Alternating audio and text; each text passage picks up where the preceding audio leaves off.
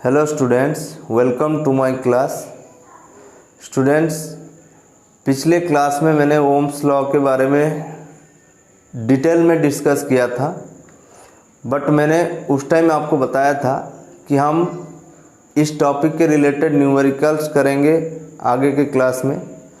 तो आज के क्लास में मैं ओम्स लॉ के रिलेटेड एक स्पेशल टाइप ऑफ न्यूमेरिकल करने जा रहा हूँ, क्योंकि काफ़ी न्यूमेरिकल्स बन सकते हैं ओम्स लॉ के ऊपर, बट ये एक स्पेशल टाइप का है। मतलब हम कह सकते हैं कि अगर इसी टाइप के न्यूमेरिकल होते हैं तो उसके करने का जो तरीका है मैं आपको बताऊंगा। एक क्वेश्चन लिया हूं और उसी क्वेश्चन से मैं अलग अलग क्वेश्चन बना के आपको डिटेल्स डिस्कस करूंगा, और लास्ट में देखिएगा, अगर आप लोग आराम से सीख जाएंगे, अगर एग्ज़ाम में इस तरह का कोई भी क्वेश्चन आए आप लोग ज़रूर कर लेंगे। ठीक है, तो वीडियो को शुरू से एंड तक देखिए।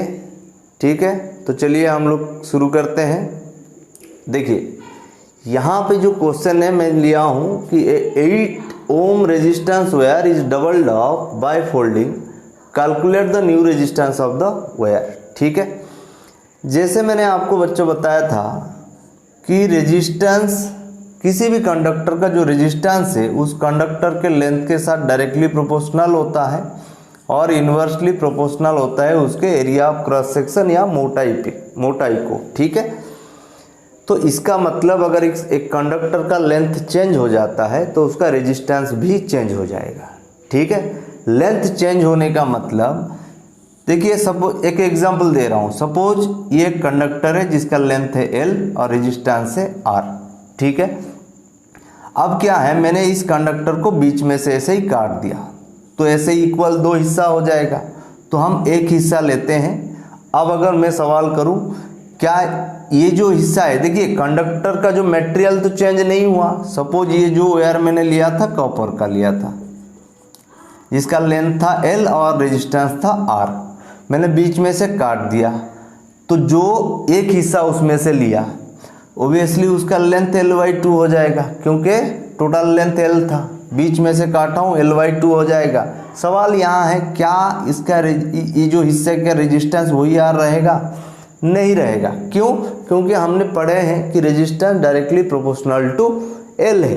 तो सिंपल बात है, अगर डायरेक्टली प्रोपोर्शनल टू L है और लेंथ अगर आधा हो जाएगा तो रेजिस्टेंस भी यहाँ पे आधा हो जाएगा। ठीक है, तो इसका लेंथ L/2 हो जाएगा, तो नया रेजिस्टेंस इसका क्या हो जाएगा? R/2। ये हिस्सा का भी वही सेम केस होगा, लेंथ L/2, ये R/2 हो जाएगा।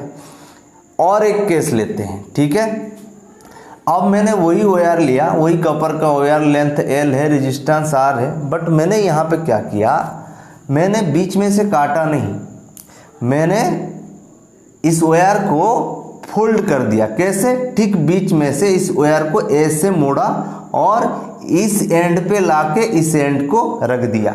तो उस टाइम क्या हो जाएगा, देखिए ये आधा तो हो जाएगा, मतलब लेंथ तो L/2 हो गया, लेकिन साथ में क्या होगा, उसका जो एरिया भी चेंज हो जाएगा, जो कि इस केस में नहीं है।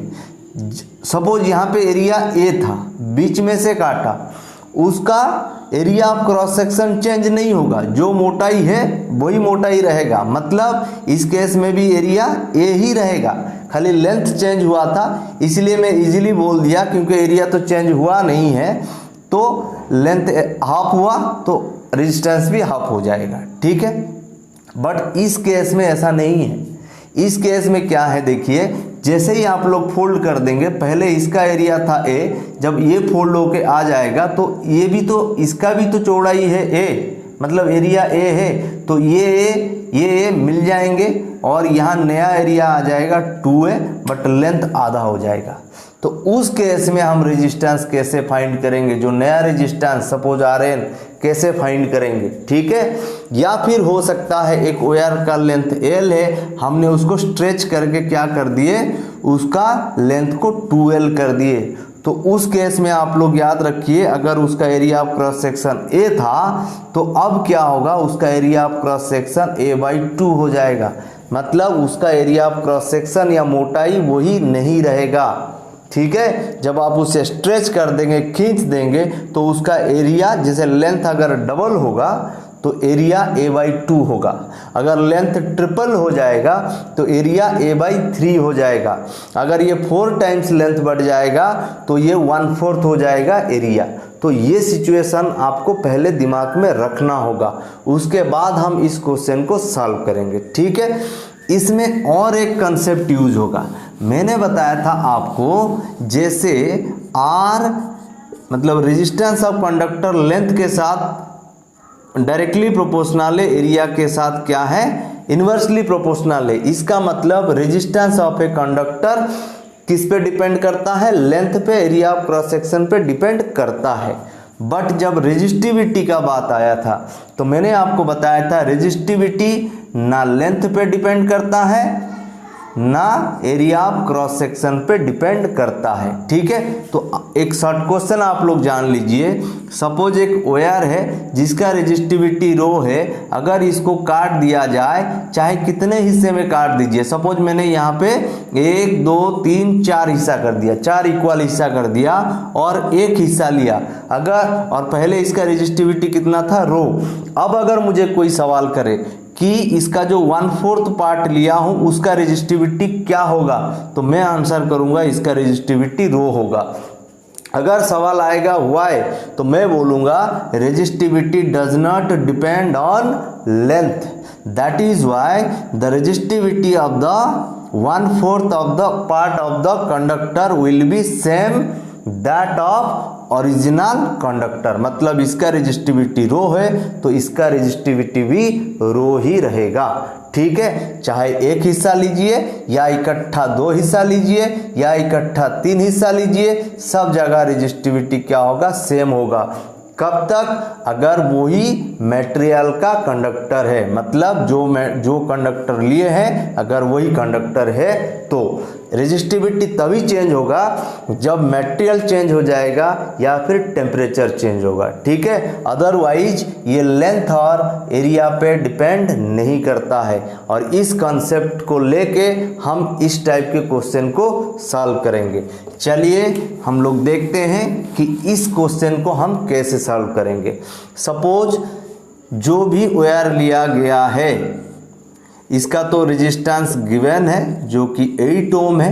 सपोज इसका लेंथ को मैं L ले लिया और एरिया ऑफ लेट इसका लेंथ L हो गया और area of cross section A हो गया। ठीक है, अब सिचुएशन क्या है कि हम उसको फोल्ड करके, मतलब यहाँ बीच में से इसको मैंने खींच के इस एंड पे लगा दिया, तो इससे क्या होगा मैंने बताया, इस तरह से उसका एरिया डबल हो जाएगा। ठीक है, और लेंथ जो है आधा हो जाएगा। ठीक है, अब उस वायर में चेंज हो चुका है, क्या चेंज हो चुका है, इसका लेंथ जो है L/2 हो चुका है, एरिया 2A हो चुका है। मुझे लग रहा है आपको यहाँ पे कोई दिक्कत नहीं होना चाहिए समझने में। अब वो पूछा क्या है कि जो नया रेजिस्टेंस में RN लिखा हूँ, मतलब न्यू रेजिस्टेंस क्या होगा। ठीक है, यही है सवाल।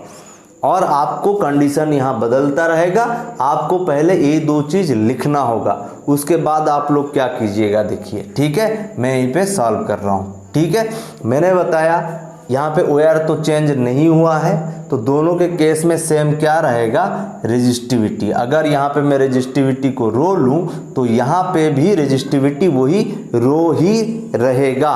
ठीक है, अब हम क्या करते हैं, देखिए इस केस में रेजिस्टिविटी फाइंड करते हैं। तो देखिए यहाँ पे जो फॉर्मूला हम पहले ओम्स लॉ में पढ़े थे, R = rho L upon A, तो इस फार्मूला से अगर रो का फार्मूला निकालूंगा तो वो हो जाएगा RA अपॉन L। ठीक है, तो रो का फार्मूला हो गया RA अपॉन L।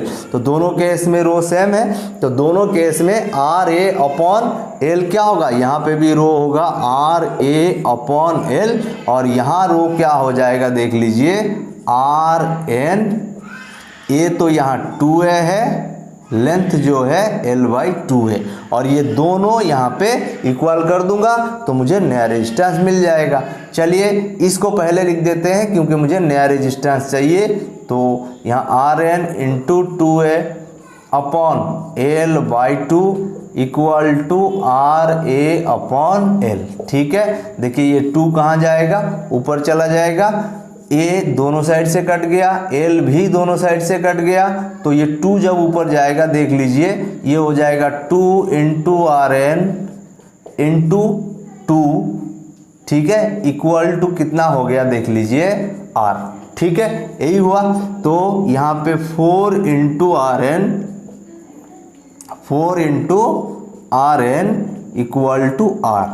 तो अब मुझे बताइए यहाँ पे आर एन का वैल्यू क्या हो गया, r/4, ठीक है, बट ये r का वैल्यू हमें पता है कितना दिया है यहाँ पे 8, तो मैं क्या करूँगा 8/4, तो यहाँ पे क्या आ जाएगा, जो नया रेजिस्टेंस होगा वो फोल्डेड वायर का वो हो जाएगा 2 ओम।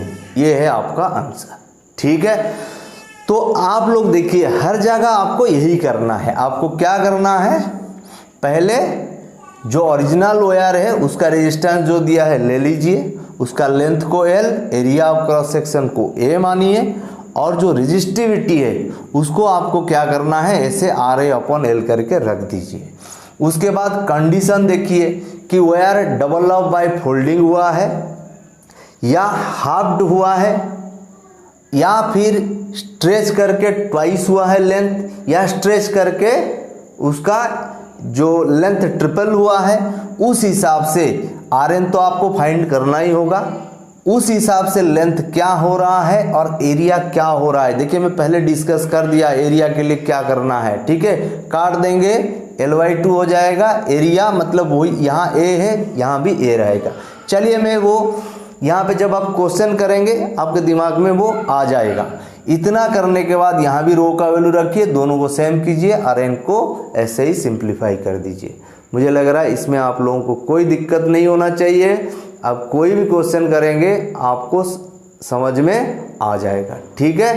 तो आज के वीडियो में इतना ही, थैंक यू।